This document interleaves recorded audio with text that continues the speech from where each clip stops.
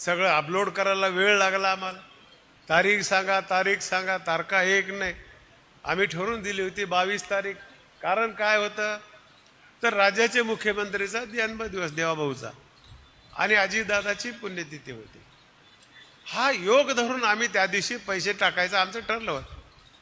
पण आपण आपल्या याच्यामध्ये जे 56 लाख लोकांना या योजनेचा फायदा देणार होतो त्याच्यामध्ये आठ घातली होती आपण की जे इन्कम टॅक्स भरणार आहेत त्यांना मात्र वगळ.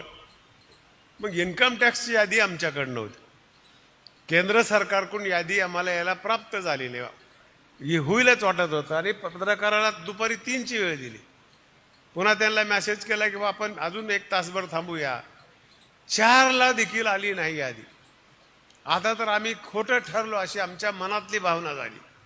अधिकारी आम्ही बसून चर्चा केली, काही असो. आता 4च्या पुढे जायचं नाही म्हणजे जायचं नाही. जेवढी आपल्याकडे अपलोड माहिती आहे जिल्ह्यातल्या महाराष्ट्रातल्या 5 लोकांची 10 लोकांची सगळ्याची घ्या. 580 काहीतरी आकडा भेटला आणि आम्ही पत्रकाराच्या समोर ते पहिल्या सोळी यादी डिक्लेअर केली. पुन्हा म्हणले की मग आता पुढे कधी करणार. अजून 1 तासाला येऊ द्या, बाकीचे आम्ही पैसे टाकणार आहोत. योगायोगानं दुसऱ्या दिवसापर्यंत आले. यादी आली, तेवढे बाजूला काढले. पहिल्या सुरू 6,22,000 शेतकऱ्याचे 5,029 कोटी रुपये आम्ही डायरेक्ट तुमच्या अकाउंटला टाकले. मग कुणाची केवायसी झाली नाही. आज देखील 50,000 लोकांची केवायसी झाली नाही. 10,000 लोकांची स्थिती बोटं उमटत नाहीत. वयस्कर झालेत म्हणजे 60,000 हे लोक आहेत. 90,000 इन्कम टॅक्सचे लोक आहेत. हे सगळं छाटछूट करायला वेळ आला. दुसरी यादी पुन्हा काढली 5,000 कोटीची, 6.2ची, 2-3 याद्या झाल्या. हे करत असताना फिरत असताना प्रत्येक ठिकाणी लोकांच्या भावना आहेत. तुमच्या म्हणण्यामध्येही तथ्य नाही असं म्हणत नाही, पण खूप मोठं 40,000 कोटीची कर्जमाफी म्हणजे साधी गोष्ट नाही. आपण ह्या लोकांना काय दिलोय. तुमचं काम चालू आहे, तुमची बँक चालू आहे, चालू बाकीदाराची 50,000 तुम्हाला बक्षीस द्यायचे. पण हे चेक बंद पडलं, काहीच चालू शकत नाहीत.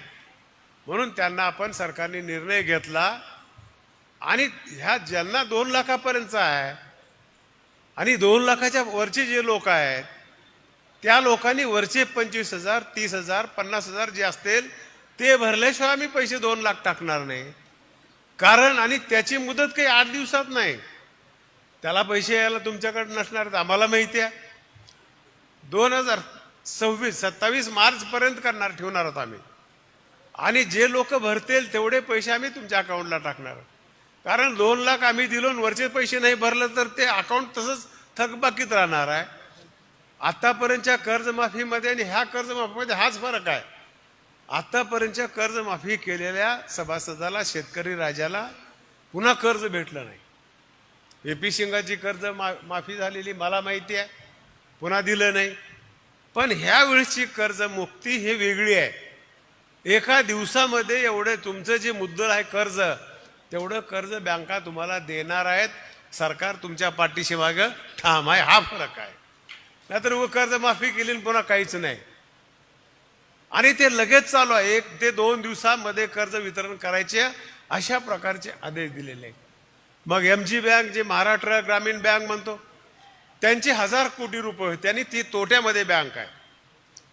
ते OTSला मान्य करू शकत नाही. आमच्याच अगोदर आमचा कारभार तोट्यामध्ये आले, आम्ही याच्यामध्ये समाविष्ट होऊ शकत नाही.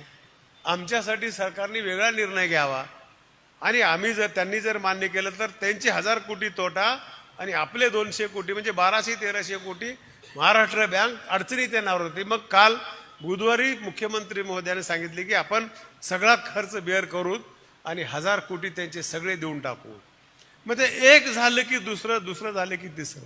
तुम्हाला एवढंच वाटतंय अजून दुसरे खूप देणं आहे आपल्याला. शेतकऱ्याचंच आमचं कमिटमेंट आहे. जे बोललंय ते आम्हाला द्यावंच लागेल, उशीर झाला तरी द्यावं लागेल. आणि कर्जमाफी ही एकही माणूस शिल्लक राहणार नाही ह्याची खबरदारी आम्ही घेतलेली आहे. ज्या दिवशी आमच्या बोर्डवर येईल की सगळे शेतकरी नील झालेत त्या दिवशीच हे थांबणार आहे. ह्याला मुदत बिलकुलच नाही. म्हणून शेतकऱ्यांनी काळजी करायचं कारण नाही. प्रामाणिकपणानं करावं. प्रामाणिकरण करून जे घ्यायचे ते करून घ्यावं. तसं तहसीलदारकडे आपण काही सूचना दिल्या, जिल्हाधिकाऱ्याकडे त्या ठिकाणी माहिती दिल्या, आपले बावनकुळे साहेबाकडे एक बैठक लावल्या, त्याच्यामध्ये अजून काही अडचणीत. काही ठिकाणी आता कोल्हापूरमध्ये वडिलाच्या नावावर जमीन आहे, त्याची संमती घेऊन पोराला कर्ज वाटप केलंय. मग ह्याच्या नावानं कर्ज केले की दुसऱ्याच्या नावानं बिल यायला लागलंय. म्हणजे त्याच्या दुरुस्त्या काही आम्हाला करावं लागणार. काही मंदिराच्या जमिनी आहेत त्या ठिकाणी भाड्यानं दिलेल्या आहेत. ह्या सगळ्या गोष्टीचा समावेश करण्यासाठी आम्हाला वेळ लागलेला आहे. आत्ताच कोरेअप्पाचा मला फोन आलता सभागृहात, मी 2 वेळेस उत्तर दिलंय. आमचं सरकार येण्याच्या अगोदर 8 दिवस, महायुतीचं सरकार येण्याच्या अगोदर मागल्या सरकारने जे शेतकरीच्या पंप सप्लाय जे आहेत, पाणी पुरवठा संस्था, लिफ्ट इरिगेशनच्या, त्याचं आतापर्यंत सरकार व्याज भरत होतं. मग ते त्यावेळेस 137 कोटी व्याज होतं. त्यावेळेस त्या कॅबिनेटने 137 कोटीला मंजुरी दिली. 2 दिवसाला लगेच आचारसंहिता लागली आणि ते काही पैसे देता आले नाहीत. मग ज्यावेळेस मधला काही वेळ गेला निवडणुकीचा आपला, तोपर्यंत आरबीआयनं मध्येच एक पत्र काढलं की आपण फक्त व्याजच भरत होतो. की आरबीआयनं सांगितलं की असं जर काही सरकारला करायचं असेल तर मुद्दल आणि व्याजाची भरपाई करावी लागेल. बँकेनं याच्यामध्ये कसल्याही प्रकारचं वाटा उचलायचा नाही किंवा व्याज सहन करायचं नाही आपण. त्याच्यामुळं तो प्रस्ताव तर मागले पैसे तेवढ्या तर आम्हाला देता येत नाहीत. दुसरा प्रस्ताव करून आता कॅबिनेटला चालू आहे. कालच CM साहेबाचं माझं बोलणं झालं, मला म्हणले प्रस्ताव करा. आज 300-350 कोटीच्या पुढे ती रक्कम जाण्याची शक्यता आहे. ते देखील आपल्या शेतकऱ्याचेच पैसे आहेत, कारण ते शेतकरी लिफ्ट इरिगेशन करतात. स्वतःनं लोकांनी मिळून पाईपलाईन केलेली आहे. आपण तळं करतो, गव्हर्नमेंट जे करून देतोय तर तिथं खर्च करतोय. मग हे शेतकऱ्यांनी वैयक्तिक संस्था उभा केल्या आहेत म्हणून सरकार त्या ठिकाणी मदत करतंय, त्यांचा देखील आहे. आणि मग आता मधल्या काळामध्ये मच्छी व्यवसायाला देखील शेतीचा दर्जा दिलाय. खरं आहे ते, तिथं देखील मच्छी करणारे शेतकरीच आहेत. मग त्यांना देखील ज्याला राणे साहेब माझे मित्र आहेत, माझ्याजवळ म्हणले सहकार मंत्री महोदय आपल्या साक्षीनं तिथं आपण आमच्या शेतीचा दर्जा दिलाय आणि मग त्याचा समावेश आमचा बी त्याच्यामध्ये करा. त्याच्यावर देखील आमचा विचार चालू आहे. ते बी 80-90-100 कोटीच्या जवळ रक्कम होणार आहे. अशा मोठ्या किमती आहेत. आता बऱ्याचशा लोकांच्या सूचना दिल्यात, पत्र दिलेत. शिंदे मामाने एक पत्र दिलंय, इथे रेणापूरच्या मोठेगावच्या मामाने एक पत्र दिलंय, पत्रकारांनी काही मागं पत्र दिले आहेत आणि शेतकऱ्यांना देखील दिले आहेत.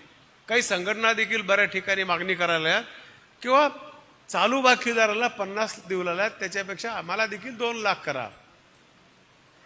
तशा प्रकारची बघू, आपण सगळे चर्चा करू. ही कमिटी मुख्यमंत्र्याच्या नेतृत्वाखाली पुन्हा तयार केली आहे. अगोदर हे सगळं होऊ द्या, ह्याच्यात अजून किती वाचतंय किती वाढतंय बघू द्या, त्याच्यानंतर मग काय करता येईल ते बघूया. सगळे एकदाच आपण बोलून जमणार नाही. त्याची व्यवस्था पैशाची करावं लागेल, राज्याचा विकास इकडं करावा लागेल आणि जे बोललंय ते पूर्ण करायचा प्रयत्न आपल्याला करावा लागेल. आणि ते देखील काही कमी नाहीत आहेत.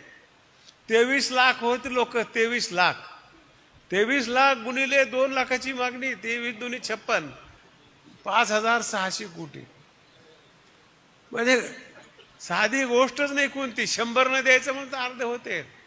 ह्या सगळ्या गोष्टीचा निश्चितपणे शासनाच्या निदर्शनास आणून जे काही करता येईल ते करायचा आपण प्रयत्न करू. अशा पद्धतीने सहकार मंत्री बाबासाहेब पाटील यांनी माहिती दिलेली आहे. नियमित कर्जदार शेतकऱ्यांचा सुद्धा लवकरच विचार केला जाणार आहे आणि कर्ज वाटपसुद्धा सुरू झालेली आहे. तसेच शेतकरी कर्जमाफी संदर्भात सुद्धा त्यांनी सांगितले आहे की शेतकऱ्यांच्या खात्यामध्ये हे पैसे येत आहेत. अशा प्रकारची महत्त्वाची अपडेट होती. धन्यवाद.